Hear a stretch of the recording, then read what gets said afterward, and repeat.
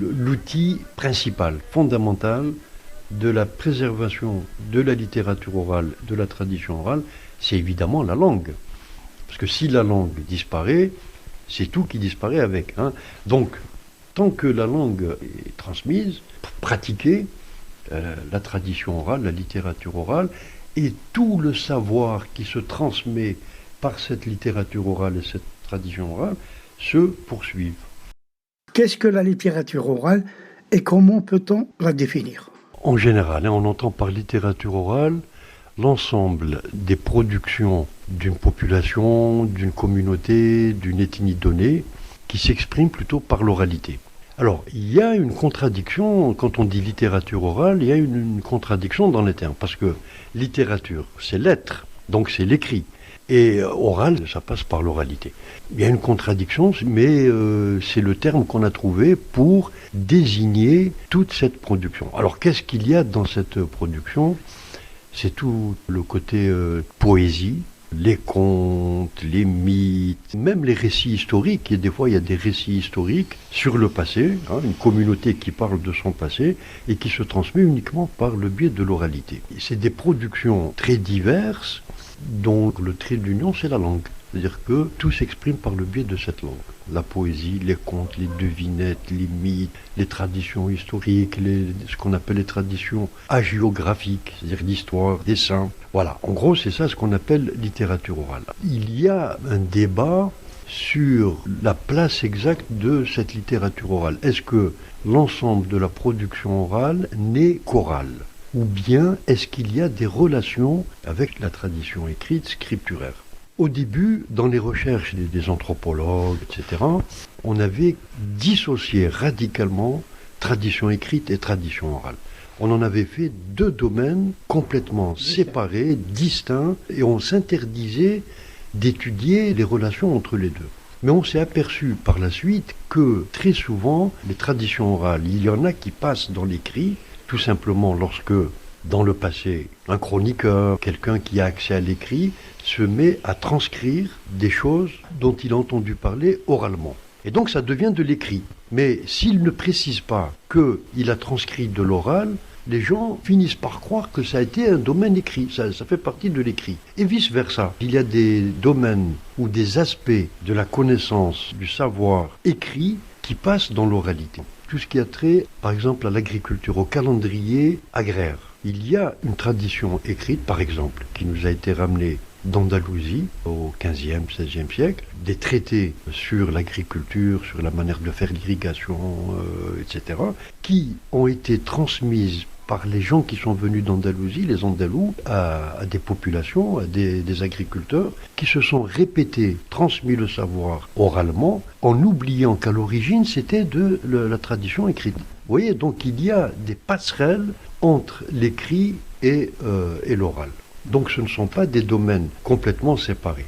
C'est vrai aussi que quand on dit littérature orale, on suppose, on désigne des types de sociétés qui, même si elles connaissent l'écriture, cette écriture n'est pas diffusée de manière globale dans la société. C'est-à-dire qu'il y a des sociétés, par exemple en Kabylie, on en connaît beaucoup, par exemple uniquement au Maghreb, en Afrique du Nord, au Gourara, un petit peu partout. Il y a des sociétés, des communautés dans lesquelles la tradition, globalement, c'est une tradition orale. C'est-à-dire que les gens s'expriment oralement. Ils expriment leur savoir de manière orale. Mais il y a des lettrés dans cette société. Ces lettrés sont, entre guillemets, marginaux.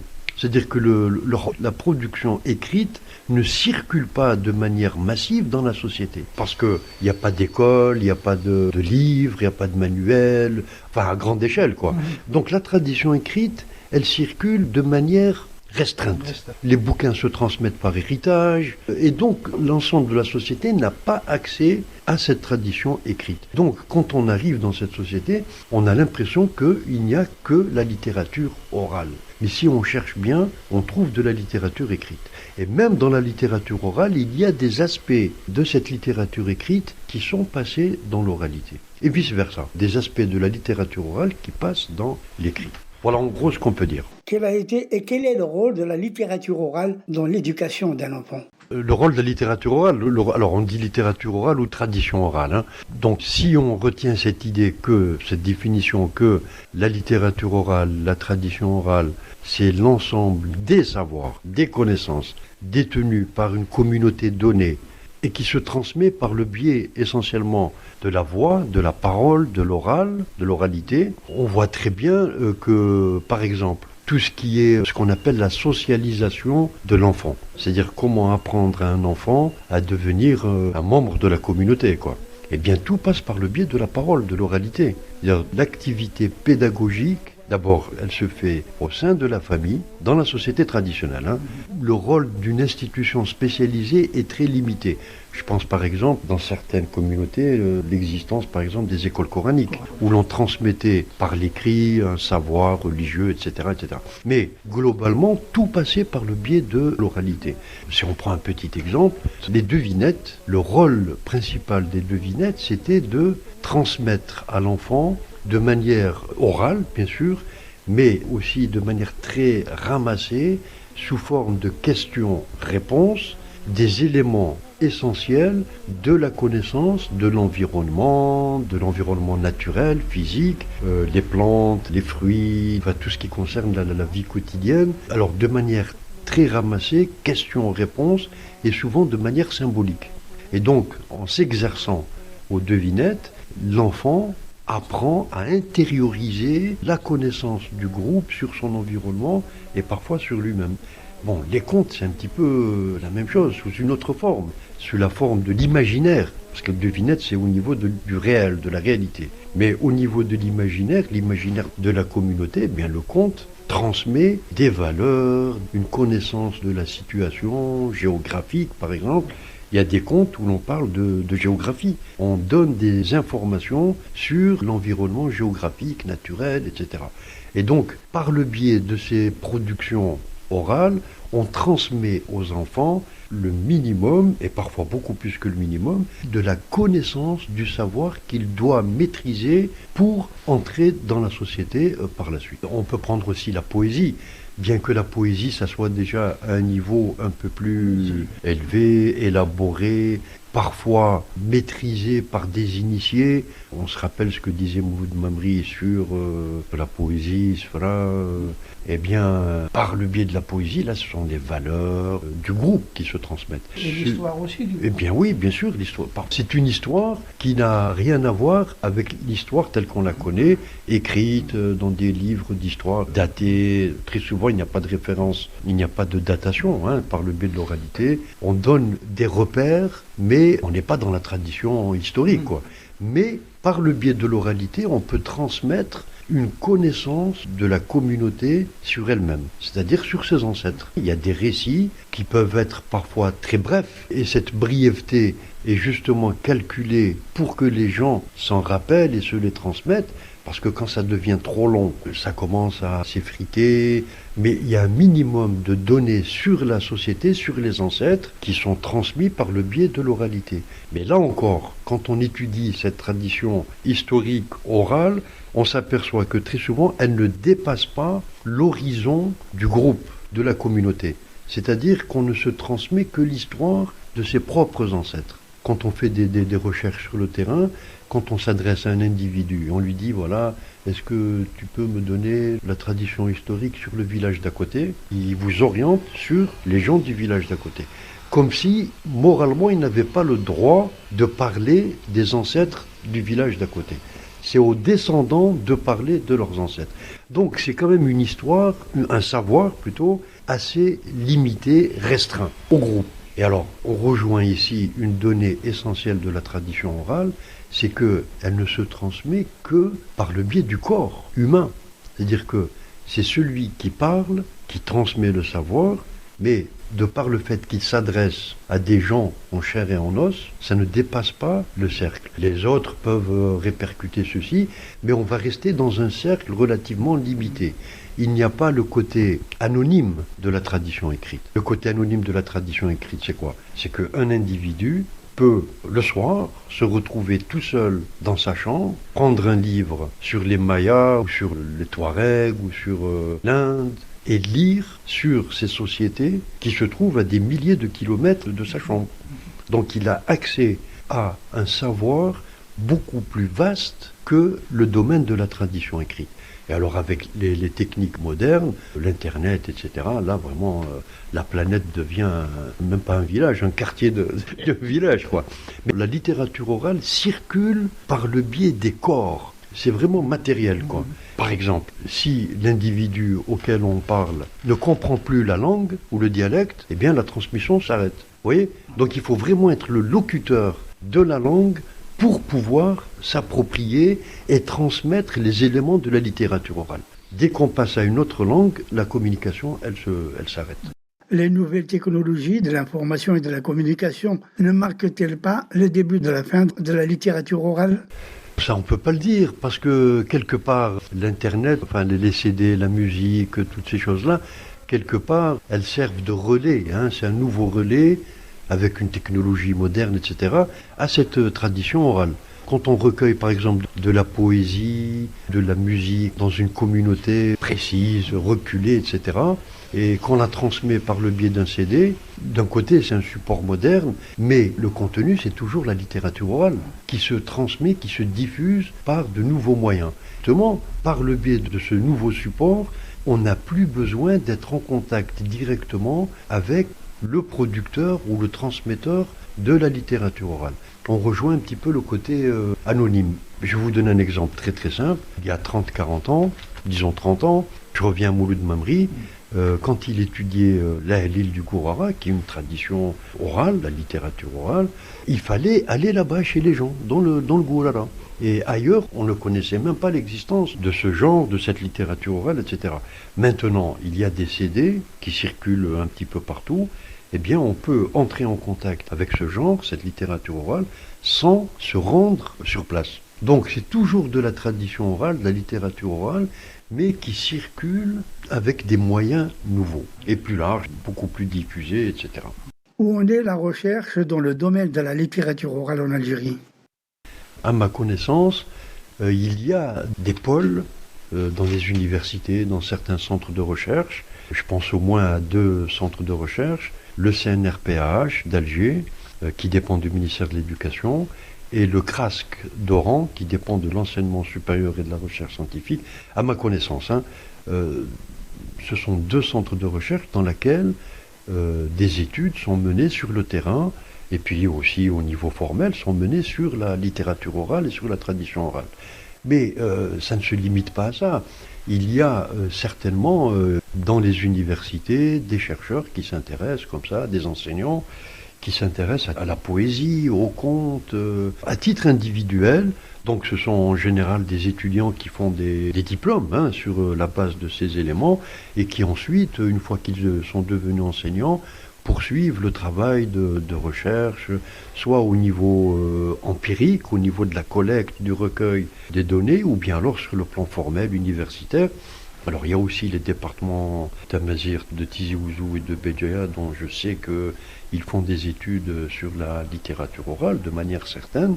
Par contre, contrairement, y compris à d'autres pays d'Afrique, je pense notamment aux pays du Sahel africain, Niger, Mali, Haute-Volta, Sénégal, enfin Burkina Faso, ces pays qu'on connaît, eh bien la littérature orale est prise beaucoup plus au sérieux et depuis plus longtemps.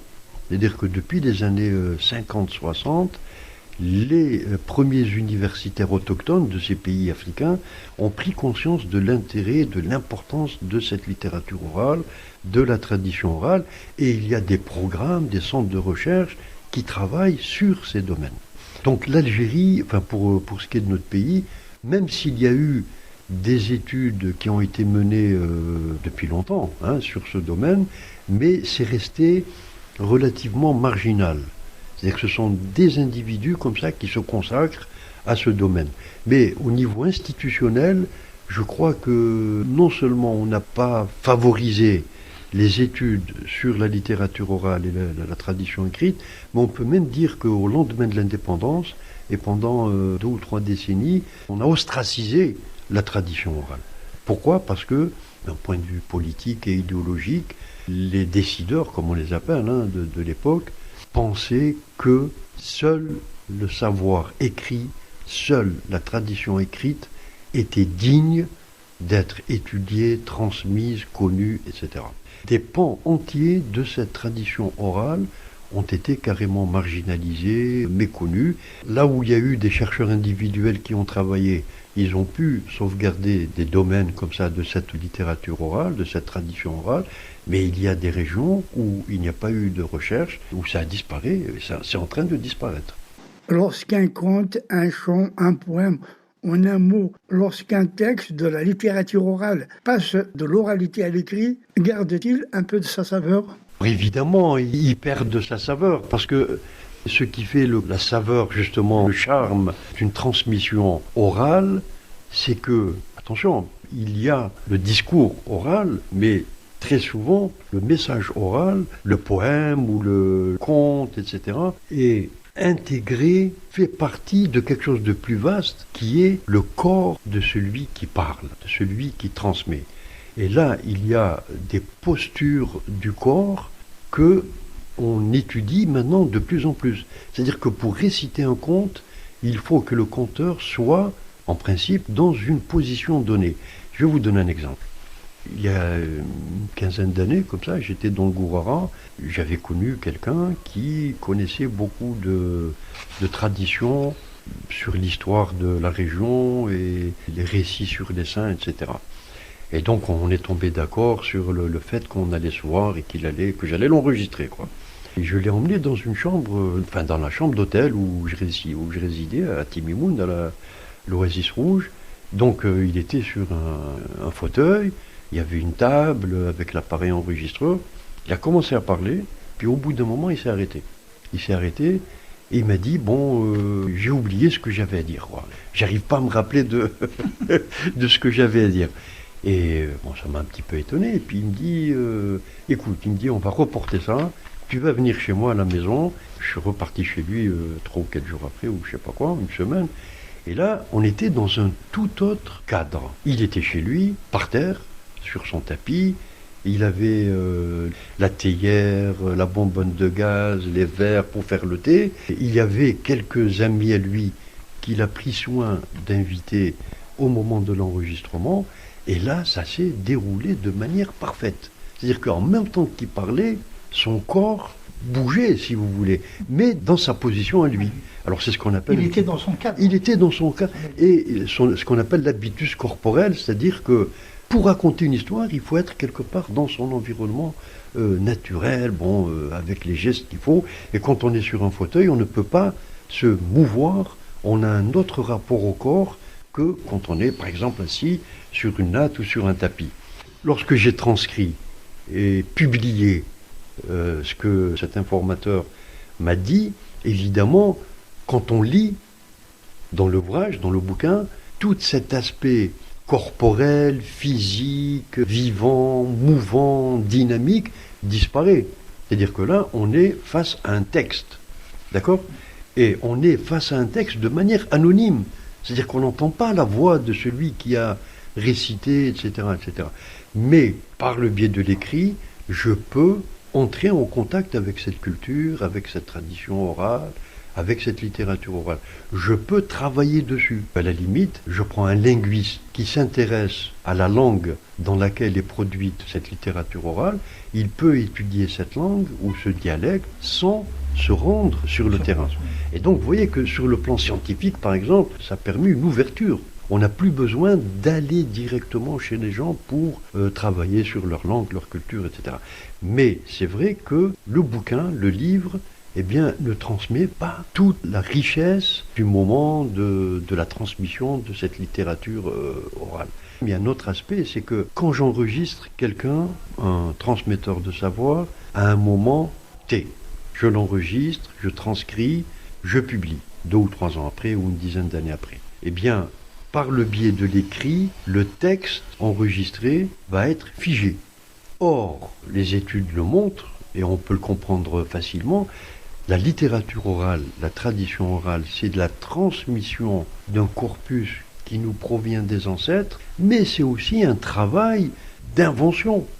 C'est-à-dire que celui qui transmet un conte, une tradition historique, un récit hagiographique, eh bien, le conteur va rajouter des choses. C'est-à-dire que 2 contes ne sont jamais identiques à 100% d'un conteur ou d'une conteuse à l'autre.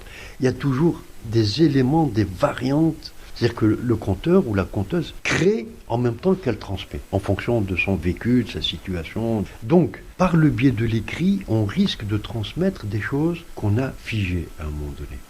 C'est positif parce que les générations futures vont avoir accès à des corpus qui ont été recueillis, transcrits, publiés il y a un demi-siècle ou un siècle, mais en même temps, cette tradition, elle sera figée quelque part. Il n'y aura plus d'invention, de travail sur le texte par le biais de l'oralité, justement. Mais on ne peut pas tout avoir. C'est-à-dire qu'on a, par le biais de l'écrit, des corpus de la tradition, de la littérature orale, figés, mais au moins ils existent. On peut travailler, on peut se les transmettre, on peut faire référence des années, des décennies plus tard.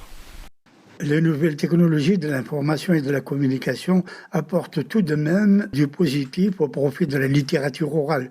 Grâce à la vidéo, par exemple, on peut écouter et voir un détenteur de la littérature orale.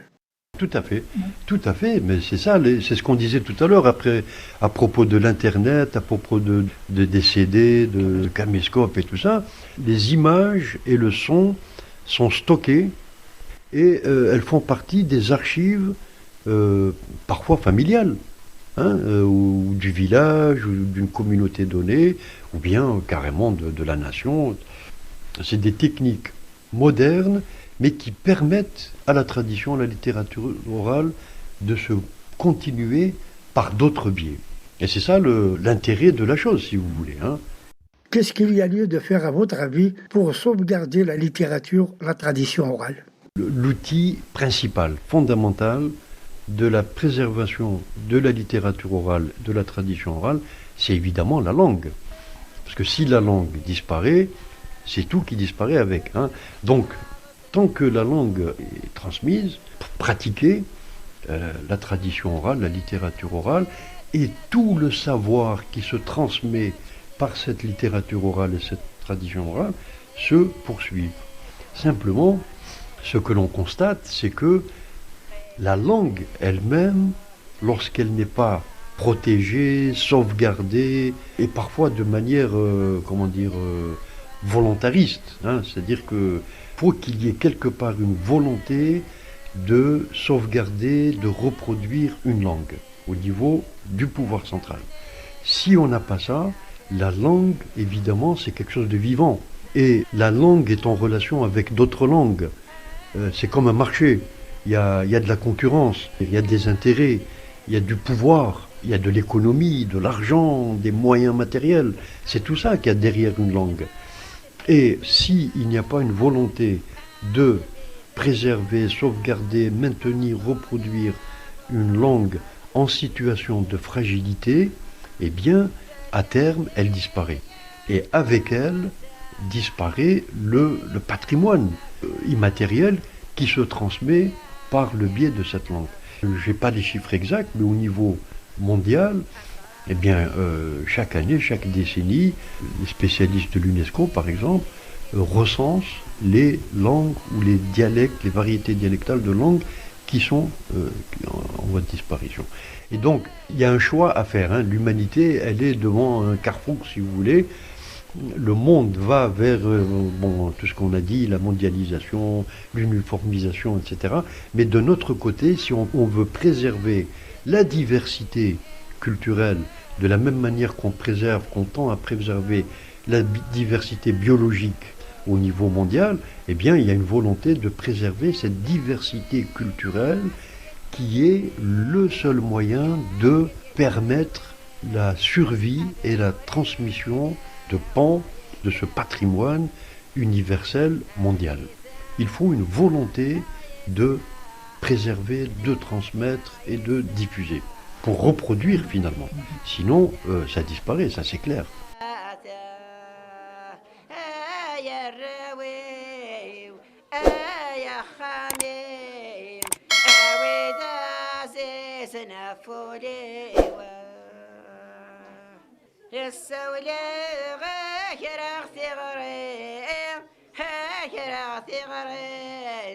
الرندا والدي وثريسة أرسيتي أفضل الرحمن أفضل الرحمن ثملي لي تساكن إلا خميسة تجد العبد ذي السروات ذي السروات ربي لا يخدم الشغل هاق لا غنخاق هاق لا غنخاق نصار ربي دار الزاق هيا ما مكرس ياخ مكرس ياخ إلو قبيل عبد سلي غاسه لو كانت سنان شغال أتسنان شغال أو رجال غاثية لواسه مثل شغال ربي لشغال ربي تكشو ما زاز صدا غاسه أيما الخير خثماغ الخير خثماغ هي جاي قيمة قلوبا يا كوفي غام ثناريان هام ثناريان أو ثغفتي غلبسان مي يروى يا خذا ربي يا خذا ربي يا الزيتي تلف ساعة عقل غنخاق عقل غنخاق نصارى بيض